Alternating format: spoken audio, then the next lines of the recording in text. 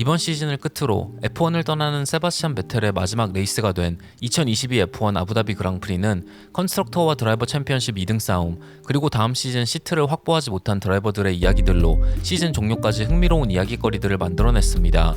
브라질 그랑프리에서 논란이 된 레드불의 팀 오더 사건, 그리고 과연 페라리가 마지막 레이스에서는 시즌 초반의 페이스를 찾을 수 있을지 많은 관심이 모인 가운데 이번 시즌 압도적인 성적으로 F1 한 시즌 최다 그랑프리 우승 기록을 갱신한 레드불의 맥스 베르스타펜이 시즌 15번째 우승을 차지하면서 자신의 기록을 다시 한번 갈아치웠고, 페라리의 샤를 르클레어가 2등을 차지하면서 페라리는 컨스트럭터 챔피언십 2등, 그리고 샤를은 드라이버 챔피언십 2등을 확정지었습니다. 그리고 레드불의 세르히오 페레즈는 3등으로 레이스를 마무리하면서 드라이버 챔피언십 3등으로 시즌을 마감하게 되었습니다.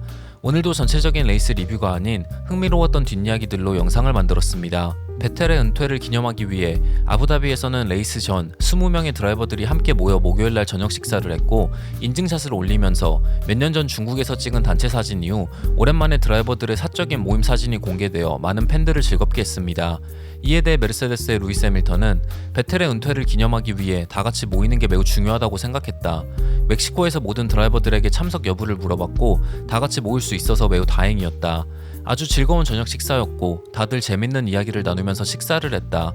베텔이 모두에게 하고 싶었던 말들도 전할 수 있는 좋은 기회였고, 그의 긴 커리어 동안 얻은 지식들과 경험을 젊은 다음 세대의 드라이버들에게 전달해줄 수 있는 뜻깊은 자리였다. 아마 지난 15년 동안 가장 사이가 좋은 드라이버 그리드가 아닐까라고 느꼈다라는 말을 했습니다. 그랑프리 드라이버 협회의 임원으로 활동하고 있는 메르세데스의 조지 러셀은 아마 모두가 예상했던 것보다 훨씬 더 즐거웠던 저녁 식사였다. 다들 더 자주 이런 자리를 만들어야 한다는데 동의했다. 서로 늘 경쟁하는 사이기에 긴장을 늦추지 않고 시즌을 보내야 하지만 이렇게 트랙 밖에서 만나 저녁 식사를 하면서 레이싱 이야기가 아닌 일상적인 대화를 하면서 시간을 보내는 것도 매우 재밌었다라는 말을 했습니다. 치열한 드라이버 챔피언십 2등 경쟁에서 승리하기 위해서는 그 어느 때보다 퀄리파잉 세션이 중요했고, 레드불은 페레즈의 퀄리파잉을 돕기 위해 야스 마리나 서킷의 긴 2개의 직선 구간에서 토잉 작전을 세웠습니다. 퀄리파잉이 끝나고 베르스타펜은 이번 주말에 앞서 체코에게 선행할 것인지 아니면 내 뒤에서 토잉을 받을 것인지 선택할 수 있게 해줬고, 페레즈는 토잉을 받는 작전을 선택했다.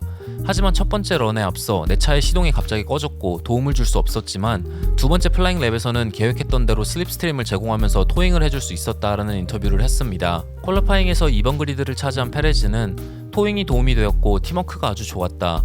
두 번째 섹터에서는 확실히 토잉을 통한 이득을 챙겼다는 걸 느낄 수 있었지만 세 번째 섹터에서는 더티에어 때문에 랩타임에 살짝 악영향을 받았다. 하지만 전체적으로는 아주 도움이 많이 되었다. 첫 번째 줄에서 레이스를 시작할 수 있다는 게 팀의 입장에서도 매우 좋은 결과고, 브라질에서 페이스를 찾지 못해 고생한 걸 생각하면 아주 만족할 만한 결과다라는 말을 했습니다. 퀄리파잉에서 레드불에게 프론트 로우를 내어준 페라리의 샤를 르클레어는 3번 그리드가 오늘 우리가 얻을 수 있는 최상의 결과였다. 매우 까다로운 퀄리파잉 세션이었고 아부다비에서는 매번 후방 타이어가 마지막 섹터에서 과열되기에 관리하기가 매우 힘들다. 다행히 카를로스 사인즈가 바로 뒤에서 레이스를 시작하기에 같이 노력한다면 앞서 있는 레드불을 상대로 시즌을 좋게 마무리할 수 있을 거라 생각한다라는 소감을 남겼습니다. 페레즈에게 토우를 주었음에도 퀄리파잉에서 폴포지션을 차지한 베르스타펜은 메인 레이스 시작과 동시에 압도적인 페이스로 치고 나갔고 팀메이트인 페레즈와도 격차를 벌리면서 혼자만의 레이스를 펼쳐나갔습니다. 15번째 랩이 시작할 무렵 선두권에서 제일 먼저 피트인한 페레즈는 미디엄에서 하드 타이어로 교체했고, 뒤에서 3등으로 레드불을 추격하던 샤를은 6바퀴를 더 달린 다음 피트인하면서 레이스 후반 타이어 수명의 이득을 챙기려 했습니다. 먼저 피트인한 페레즈는 아직 피트인하지 않은 베텔을 상대하면서 발목이 잡혔고, 샤를은 페이스를 끌어올리면서 33번째 랩이 시작될 무렵 페레즈와의 격차를 1.5초로 줄이는 데 성공합니다. 레드불은 바로 페레즈를 피트인시켰고 페라리는 샤를에게 레드불과는 반대 작전으로 갈 것을 주문하면서 피트인시키지 않았습니다. 그리고 이번 시즌 계속해서 이어진 페라리의 알파벳 놀이에서 플랜 C라는 작전이 선택되었고 샤를에게 타이어의 수명을 더 길게 끌고 갈 것을 주문합니다. 페레즈는 새로운 하드 타이어로 20초 앞선 샤를을 25바퀴 안에 추월해야 했고 45번째 랩에 해밀턴과 작년의 휠투힐 배틀을 연상케 하는 접전을 펼쳤지만 이번에는 해밀턴을 수비해야 하는 게 아닌 추월해야 하는 과정에서 다시 한번 시간을 지체했습니다.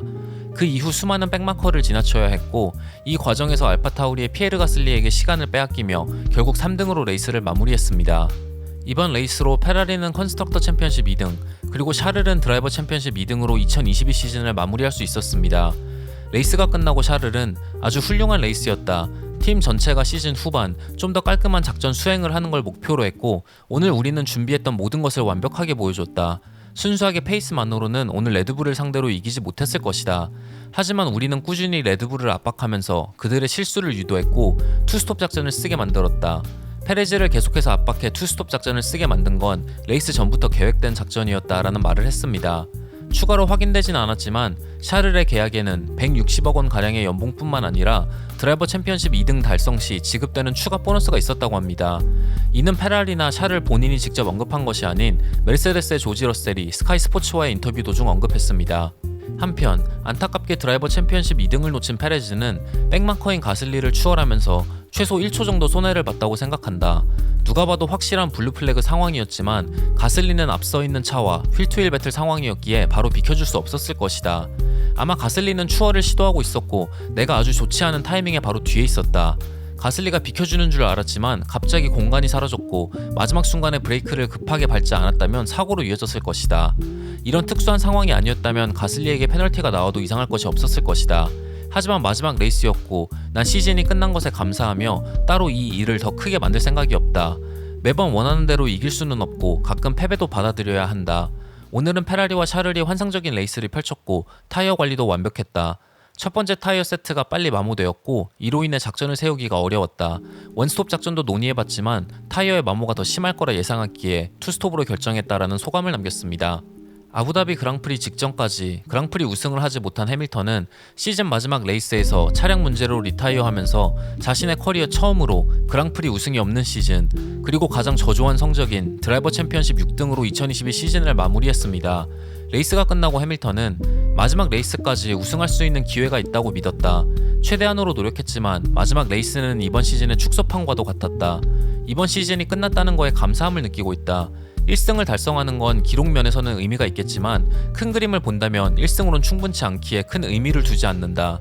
이번 시즌은 5등이나 4등 그리고 포디움에 올라갈 수만 있다면 우승한 것과도 같은 기분이었기에 그런 좋은 기억들을 남겨둘 것이다. 아무리 이번 시즌이 힘들었다고 해도 맥라렌에서 보낸 2011년보다 더 힘든 시즌은 아니었다라는 인터뷰를 했습니다.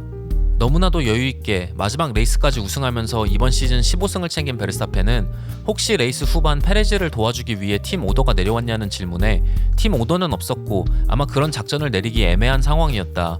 샤르를 의도적으로 막으면서 방해할 수도 있었지만 그건 공정한 레이싱이 아니다. 챔피언십을 우승한 시즌의 마지막 레이스를 그런 식으로 기억하고 싶지 않다. 체코가 샤르를 상대로 따라잡고 있는 것처럼 보였지만 마지막에 가슬리와 알본에게 가로막혀 페이스를 잃었다.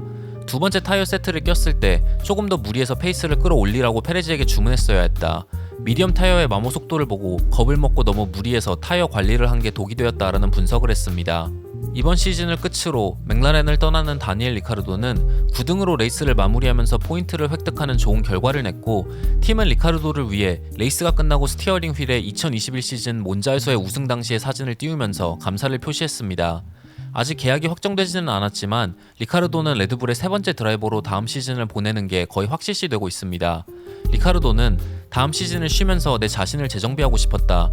서머 브레이크가 끝나고 무리해서 시트를 찾기보다는 다음 시즌을 쉬고 싶다는 결정을 내렸다.